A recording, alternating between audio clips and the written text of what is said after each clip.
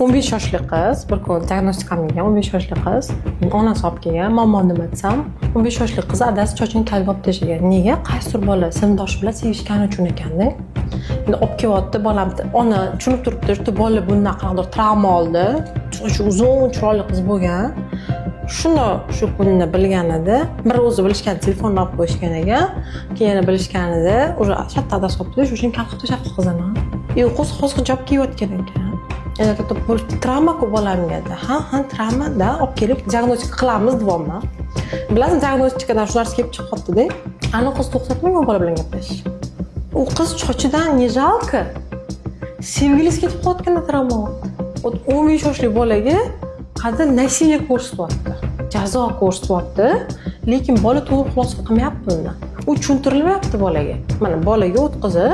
tushuntirilmayapti mana hozir sen qanaqadir inson bilan gaplashmoqchisan hop sevishmoqchisan hozir sen shunaqa paytingda sen hozir ishonuvchansan buni oqibati bu yoqqa boradi degan qanaqadir tezislar aytilmayapti bolaga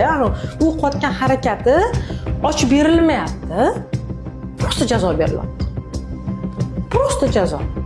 mana bunaqa narsa borda bolacha kelib oyi turgan ha deydi-ku mana ona bola tushunarchimas qo'rqib qoladi xuddi shu narsa просто ona chaqiryotdi bola olayotgan narsa emotsiya negativ agressiya